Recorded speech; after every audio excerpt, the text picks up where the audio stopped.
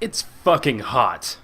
And you know something? I love the water. I love drinking it, I love swimming in it, it's my favorite type in Pokemon, it's my favorite element in Avatar The Last Airbender, I love the way it feels. Wait, what was I on about? Oh yeah, it's fucking hot. No joke. I'm in the sun-dried, crispy, black heart of California. So yes, I can really use something to get my mind off of the drought and the summer heat, so... Top 10 Watery episodes in anime! And what I mean by Watery episodes in anime is simply this. Any anime that takes place near water. It could be a beach, it could be the river, it could be a water park, anything.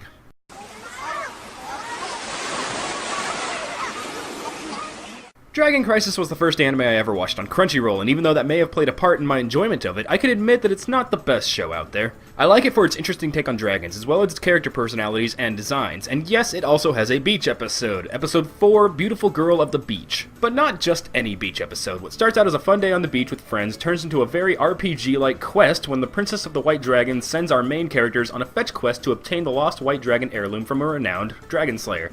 And that's really why I like this episode so much, because it's very video game-esque. It starts off very normal and then transitioned into something really cool when the show remembers that it has fucking dragons in it.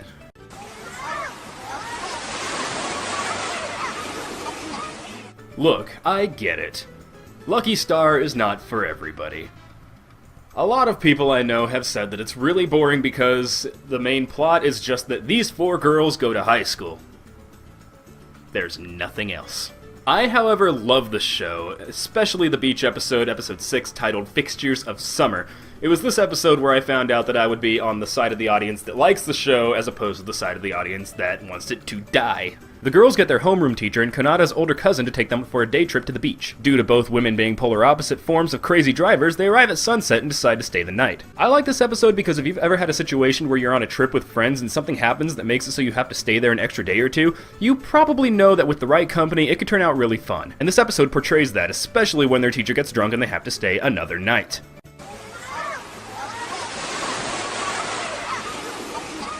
I've talked about Fruits Basket many times on my channel, so I'm not going to go into too much detail about it. The basic plot is that there is a family who is cursed that whenever they are hugged by the opposite sex or reach a certain level of stress, they transform into one of the animals of the zodiac. Girl enters the life of 3 guys with this curse. Shenanigans happen. The episode I'm picking out for this one is titled, If We've 3, Then We Don't Need to Fear Jason, and unironically takes place in a cabin next to a lake.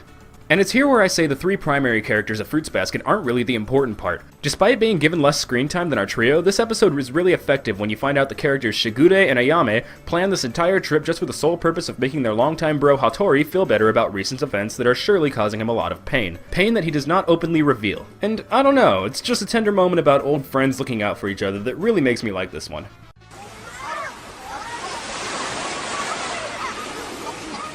I love Heaven's Lost Property. I love it so much. No shame.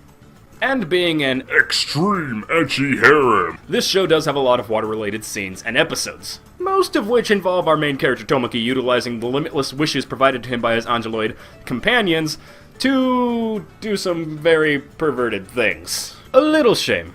My favorite of these episodes, however, has actually little fan service in it. It's just a nice time. The episode I'm talking about is episode 3, Angeloid Directive 0. In it, the main characters are having trouble with their math homework, so they look for their senpai for help. He happens to be living in a tent out in the wilds next to a river, and the majority of the episode takes place there with fishing, chatting, learning a little bit about the mysterious Angeloid Ikaros, and having a genuinely good time. More shame.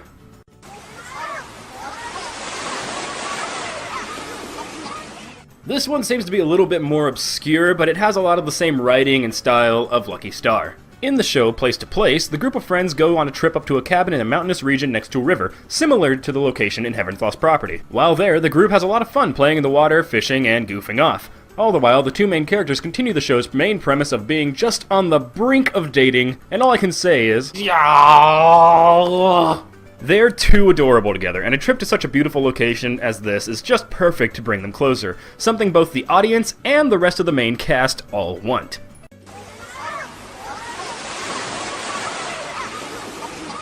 The number 5 slot goes to the entirety of Squid Girl.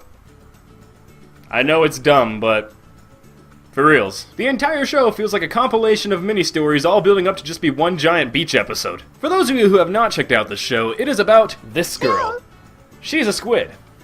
She's not a squid human. She's not a squid that was turned into a human. She's a squid. Yeah, I don't get it either. And she's here to take over humanity as an act of vengeance for polluting the sea. But she hits a bump when she accidentally becomes indebted to a local beach snack shack owner. And that's the premise. Everything from then on is just playing on her character and how the other characters react to her. And it's all good fun, especially when the obsessed Nagatsuki Sanae brings her stalkerish tendencies to the mix.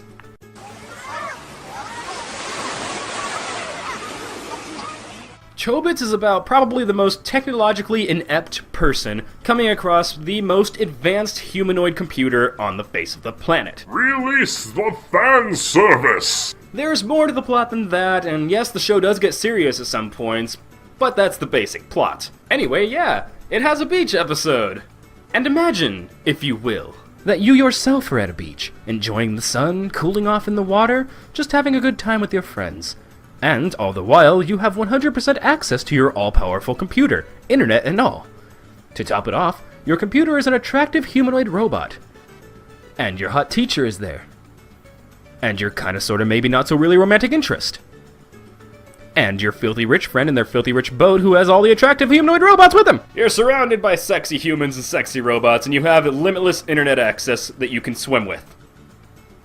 You know you'd all love it!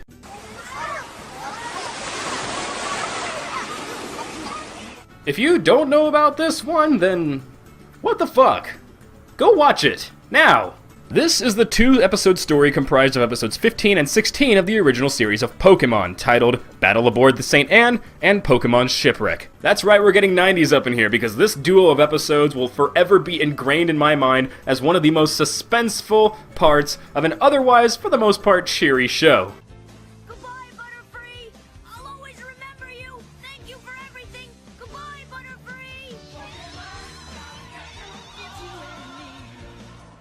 You shut up about that! If you don't know what it is, it's the Pokemon version of Titanic, with the first episode ending with everybody making it off the ship safe and sound except for our main characters and Team Rocket. That's right, they're all still inside the ship, which is now upside down and sinking to the bottom of the sea. Holy hell, Pokemon! Hannibal Lecter himself would be holding in his breath in anticipation. And the second episode is about them escaping the ship as it teeters on the brink of falling even deeper into the abyss. And I've played Pokemon. I know there is scary shit down there.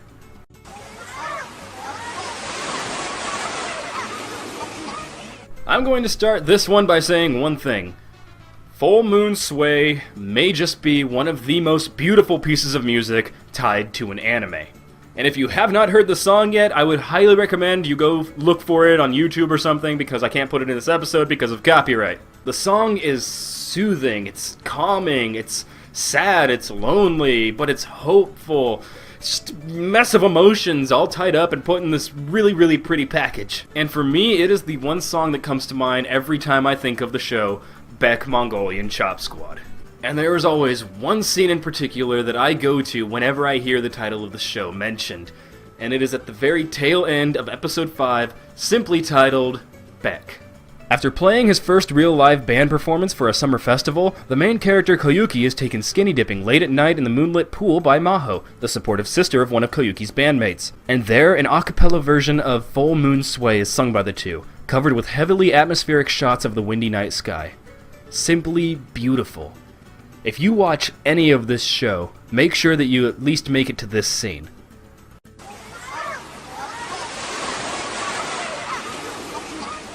I have praised this show so many times, and I'm going to do so again. Toradora is, in my opinion, the best romantic anime that exists. And it has a beach episode. Well, technically 2, but for the sake of this video, I'm only going to be talking about the first part of the 2-parter, and it's episode 9 titled, When You Go to the Beach. Yeah, this episode has a lot of the same things that the other shows I've mentioned in this list have done, including some hilarious bits and some great practical jokes being played on the characters, But there's one thing that really gets to me with this one.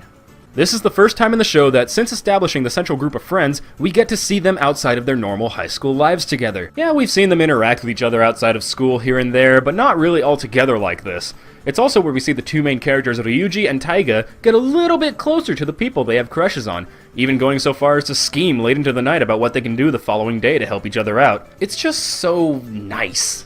So yes, that wraps up my top 10 Watery episodes and anime list. Thank you all for watching. My name has been MeisterBloo. If you like this video, it does me a great help if you can maybe like or share it with your friends. I will of course have other videos you can check out, and the annotation is going to be around here and here in my little outro thing that I do. And if you have any recommendations, or if you want to say what your favorite Watery episodes in anime are, please let me know in the comments, or you can go find me on Tumblr and Twitter. I'm on those things all the time. So yes, until the next time everybody, peace out.